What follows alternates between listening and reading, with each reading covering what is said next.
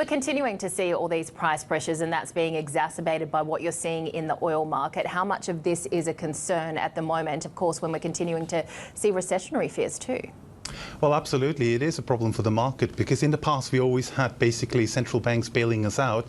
And this time around, we don't have basically the central banks.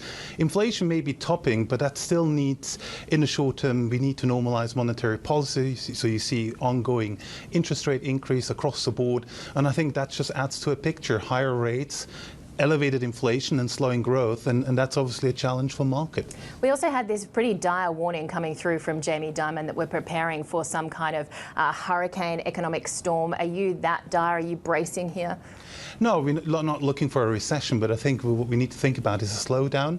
I think what we need to watch out for is, while the US slows in Europe, we need to look for a little bit of a bounce in China. Obviously a lot of uncertainty, but we still think there is a bounce coming as mobility restrictions are being eased. So I think that could help, particularly APAC. And I think some of the reopening here in the region is not fully through. So I'm quite positive still when it comes to Asia in a global context. Dominic, give us a sense of, with Russian oil being sanctioned, of course, some of it will make its way to other parts of the world. How does that figure into OPEC's thinking? Because on the one hand, they probably like prices where they are. And so that perhaps, on the other side, perhaps make them more reluctant to increase output.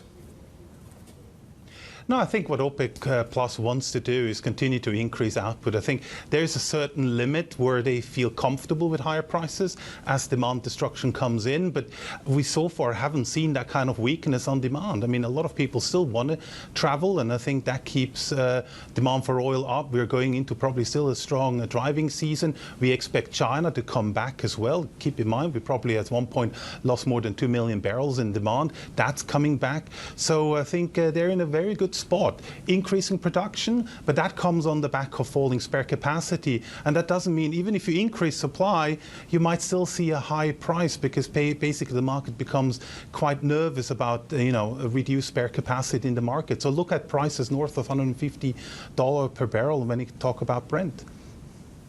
Yeah, and how far, because oil is and other commodities are priced in dollars, how far has that been lending support to the USD?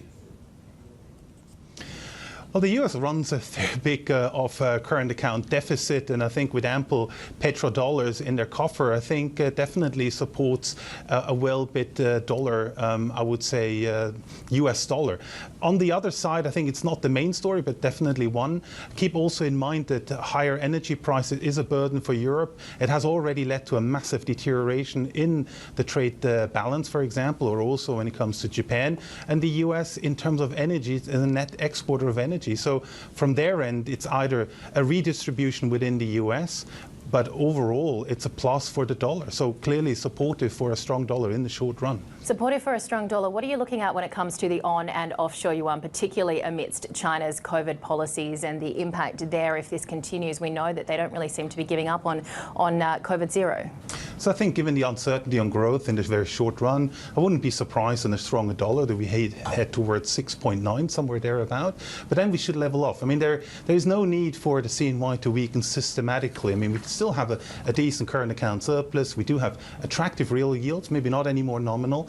And I think that should still help. So once the growth uncertainty is gone, dollar CNY is probably a stabilizing candidate. But we're not there yet, and I would hedge the risk at this point in time. Now, of course, yield differentials are one thing, but a yield curve, I suppose, turning around and inverting is the subject of our question of the day, which is how long before the yield curve fully inverts? Or will it? Dominic? Not necessarily. I think what could happen actually, as you take liquidity away from the market, we talked about basically with QT, I think you're going to see basically the long end still being well bid higher. So I wouldn't be surprised if at some point we move again above 3%. We might not stay there for a long period of time. So we might still have a positively sloped yield curve. It will get flatter, that's for sure. I mean, depending how you look at to to 10 is already obviously pretty flat. But if you look at the 3 months to 10-year, which we normally look at, that shouldn't invert. And so I wouldn't look for that kind of recession signal that people look at. We're not going to grow as fast as in the past, but that's part of the game plan.